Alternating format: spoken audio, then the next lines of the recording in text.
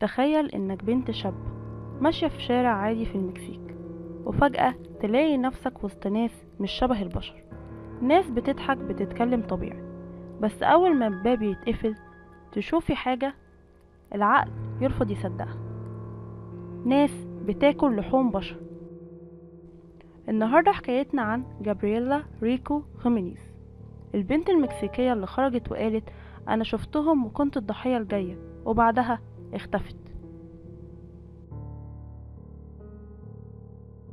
جابرييلا كانت شابة مكسيكية عادية جدا، مش مشهورة، مش مؤثرة، مش ليها أي تاريخ غريب. طالبة اجتماعية وعندها دايرة معارف واسعة، لكن في فترة قصيرة بدأت تظهر عليها علامات خوف شديد، قلق، توتر، وكأنها مطاردة. لحد ما في يوم قررت تتكلم. جابرييلا خرجت في فيديو قصير، صوتها مهزوز، عينيها بتلف، وقالت كلام صدم كل اللي سمعه.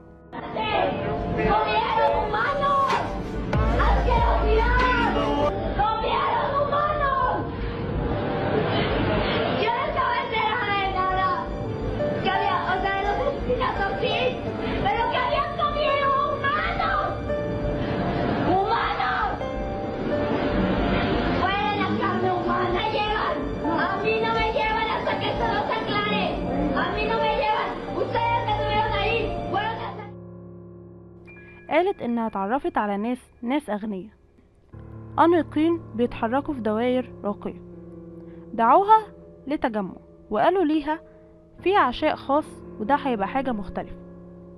في الاول المكان كان طبيعي، موسيقى هادية، ضحك وكلام عن الفن والسياسة، وبعدين الابواب اتقفلت. جابرييلا قالت ان الاكل اتقدم، بس مش اكل عادي، لحوم، بس ريحته غريبة، لون غريب.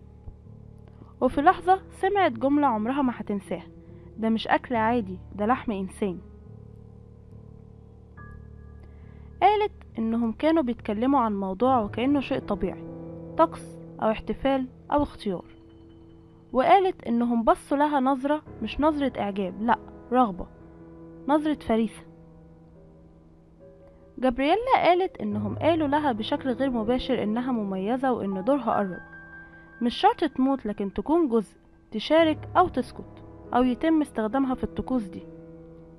قالت إنهم مؤمنين إن أكل لحوم البشر بيديهم قوة وخلود وسيطرة، ومن اللحظة دي بدأت التهديدات. بعد الفيديو ده جابرييلا حاولت تبلغ وتحكي وتحذر، وفجأة اختفت. مفيش جثة، مفيش تسجيلات، مفيش تفسير رسمي.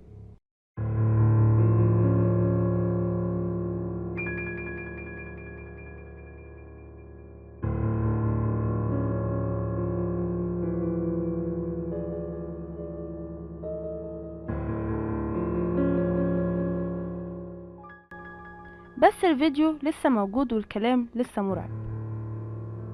هل جابرييلا كانت بتتوهم ولا شافت حاجة ما ينفعش تتشاف؟ هل فعلا في جماعات بتعيش وسطنا وبتعمل اللي احنا بنخاف نفكر فيه، ولا القصة دي تمن الكلام فيها هو الاختفاء؟ لو عجبك الفيديو ما تنساش اللايك والاشتراك في القناة، واستناني في فيديوهات تانية كتير. مع السلامة.